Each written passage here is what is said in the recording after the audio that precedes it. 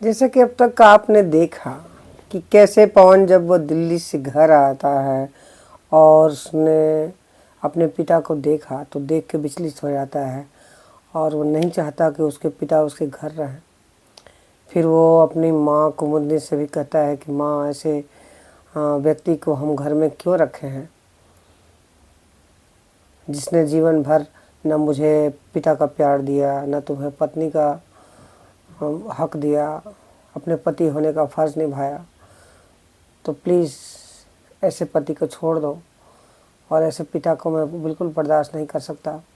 ये कहते हुए माँ को समझाने की कोशिश किया, लेकिन माँ नहीं समझी। माँ कितना भी समझाती रह गई बेटे को कि बेटा छोड़ दो अपनी ज़िद, मैंने माफ़ कर दिया, तुम भी माफ़ कर दो। लेकिन वो नहीं माना और घर से निकल गया। और ये कहते हुए कि माँ, अब इस घर में कोई एक ही पर्सन रह सकता है, कोई एक ही व्यक्ति रह सकता है जो कि या तो पिता होंगे या हम। लेकिन माँ ने ये सोचा कि ठीक है, यदि एक ही व्यक्ति के रहने से, एक नहीं रहने से बेटा खुश है, तो उसके लिए उपाय में जुट गई कि ठीक है, कुछ ऐसा उपाय करती हूँ जिससे उसको लगे कि ठीक है, एक व्यक्ति है घर में।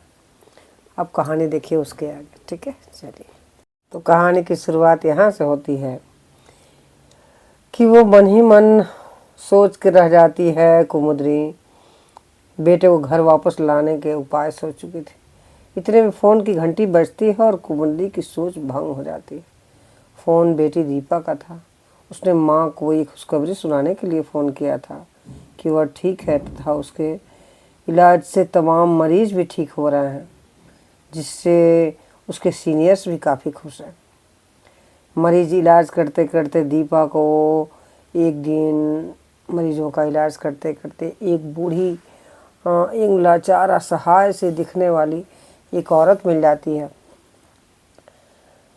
एक औरत, ऐसी औरत से सामना होता है दीपा का जिसे कोढ़ था। उसके शरीर से काफ़ी बदबू आ रही थी और उसके शरीर पर ढेर सारी मक्खियों ने डेरा जमा लिया था। ऐसे में दीपा उसके पास जाकर बैठ गई और उसके घाव पर साफ करके उससे मलहम लगाने लगी। फिर धीरे धीरे दीपा की सेवा भाव से वह बुढ़िया ठीक होने लगती है। फिर एक दिन दीपा ने दूर से देखा कि एक मैले कुचौले कपड़ों में एक स्त्री उसे खाना खिला रही है। दीपा से रहा नहीं गया और उसने उस बूढ़ी औरत से उस स्त्री के बारे में जानना चाहा तो उसने बताया कि यह उसकी बेटी है, जिसके पति एवं ससुराल वाले ने उसे छोड़ दिया। सो अब मेरे ही पास रहती है। कहते कहते उसकी आंखें छलछला जाती हैं। ऐसा लगता है जैसे उसके दिल में बहुत भारीपन हो, जिससे वह दीपा को सुनाकर अपने दिल का बोझ हल्का करना चाहती है। फिर वह आगे कहती है कि बेटी मैं क्या बताऊं, एक ज़माना था जब मेरे बेटे और बहुएं थी, नाती पोते थे, परंतु अब कुछ नहीं है, कोई नहीं है इस बुढ़िया के पास। बस ये एक ही है जो कि अभागन है। इसकी भी शादी अच्छे घर में की थी मैंने, परंतु उसके बुरे व्यवहार की वजह से ससुराल वालों ने इसे नहीं रखा। इसका एक बेटा था, पर पति ने उसे भी इससे छीन लिया। कहते कहते वो अपने आंसुओं को अपने आंचल से पोंछने लगी और उसकी बेटी सिर छुपाए अपनी उंगलियों से हॉस्पिटल का बिस्तर नोच रही थी। देखते देखते दीपा को गए 1 साल होने जा रहा था, परंतु इस बीच एक बार भी वो माँ से मिलने नहीं आई थी। बस कभी कभी फ़ोन कर देती थी अपनी माँ को। कुमुदनी को याद आने लगा था बचपन का वो लम्हा जब वह किसी को याद करती थी तो उसके नाम की चिट्ठी लिखती थी। कभी वह उन्हें पोस्ट कर देती तो कभी वह उसे संभाल कर अपनी डायरी के पन्नों में रख दिया करती थी। आज भी उसे अपने बच्चों की काफ़ी याद आ रही थी। वह दोनों बच्चों के नाम चिट्ठी लिख रही थी। वह लिख रही थी कि बच्चों, मुझे तुम दोनों की काफ़ी याद आती है, परंतु तुम पास नहीं हो, साथ नहीं हो। मैं तुम्हें बहुत याद करती हूँ बच्चों, मैं तुम्हें बहुत मिस करती हूँ हर पल। और हाँ, एक बहुत ही ज़रूरी बात मैंने तुम सबसे छुपाई। मैं सोचती हूँ कभी तुम दोनों मेरे साथ मेरे पास मिलकर बैठो, शायद तभी मैं बता पाऊंगी। मुझे नहीं पता कि वह सब जान कर तुम मुझे माफ़ करोगे या नहीं, परंतु फिर भी मेरे दिल पर ये भारी बोझ है जो मैं उतार कर ही मरना चाहती हूँ। और वो बात ये है कि कहते कहते फिर इतना ही लिख पाई थी कि दूसरे कमरे से देवेश की आवाज़ सुनाई देती है। शायद किसी काम से कुमुद कुमुद कहकर पुकार रहा था देवेश। कुमुद ने वह कागज़ अपनी डायरी में रख कर देवेश के कमरे की तरफ बढ़ जाती है। उसने देखा देवेश पुरानी एल्बम देख रहा था। पास पहुंचने पर बोला, कुमुद याद है तुम्हें ये पल जब मैं एक बार ऑफिस से आया था और तुम्हें ढूंढते ढूंढते छत पे आ गया था। तुम छत पर कपड़े सुखाया हुआ समेट रही थी। इतने में बारिश आ गई और तुम भीगी भीगी सी काफ़ी सुंदर लग रही थी। इतने में मैंने तुम्हें रोक कर कमरे से कैमरा लाने चला गया और जब लौट आता तुम और भी ज़्यादा भीग चुकी थी। इसके बावजूद मैंने तुम्हारी ढेर सारी तस्वीर खींची थी। फिर बाद में तुम्हें सर्दी लग गई थी और मेरे कारण तुम्हारी तबीयत भी ख़राब हो गई थी। याद है ना वो सब? हाँ याद है मुझे, कहते हुए वह थोड़ी देर के लिए उन सुनहरी यादों में खो जाती है। फिर अगले ही पल वह संभल कर दिल ही दिल में कहती है, काश बस वे ही पल होते। इधर दीपा को हॉस्पिटल से छुट्टी न मिलने से वह घर आना लगभग बंद ही कर दी थी। जब भी कुमुद आने को कहती तो वह छुट्टी न मिलने का रोने लगती और पवन भी बहुत दिनों से अपनी कोई खैर खबर नहीं दे रहा था। कुमुदनी का सारा समय पति की सेवा में ही गुजर जा रहा था, परंतु जिंदा रहने के लिए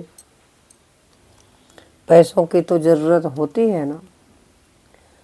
शुरुआत के दिनों में तो कुमुदनी खर्चे से बचाए हुए रुपयों से काम चला लिया करती थी तथा कुछ पैसे पवन भी देकर चला गया था।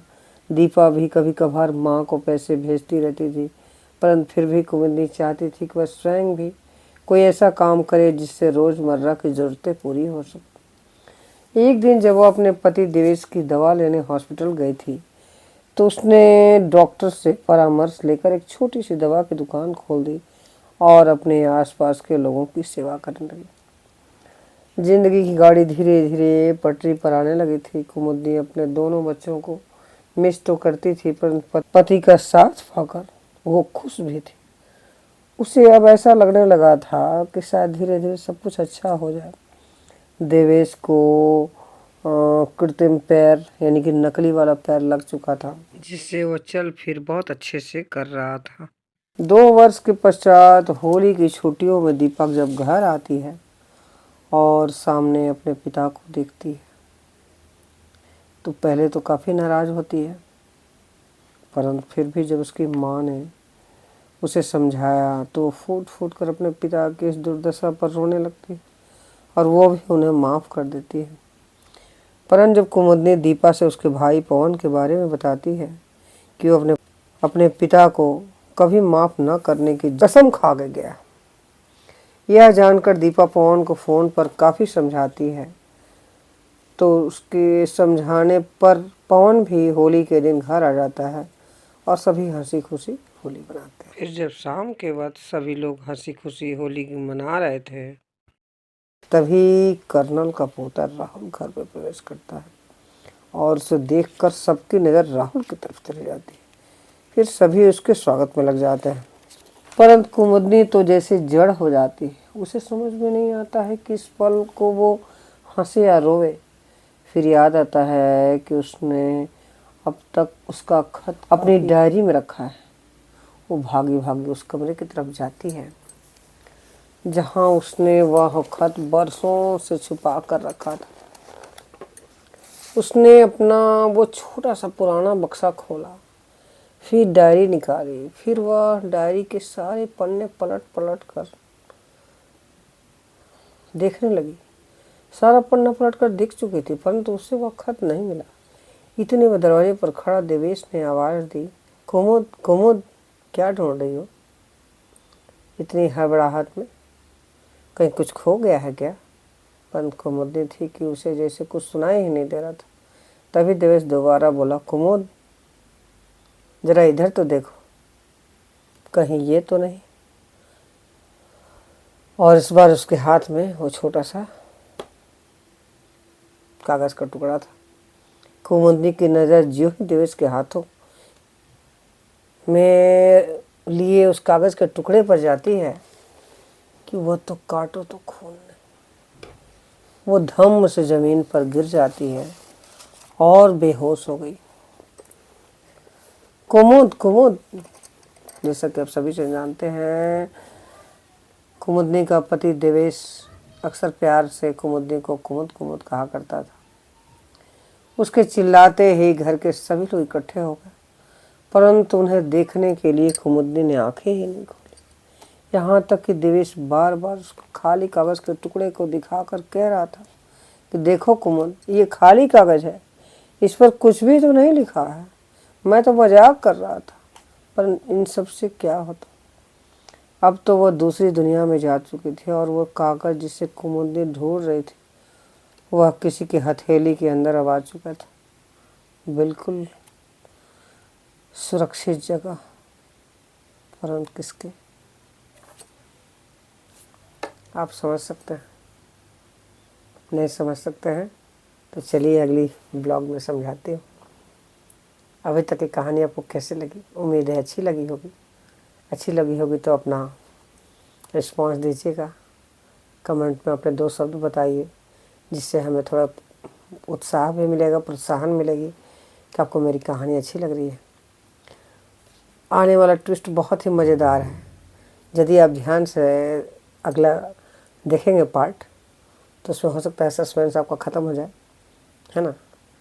तो मिलती हूँ फिर, ख्याल रखिएगा अपना भी और अपनों का भी। चलिए, धन्यवाद, शुभ रात्रि।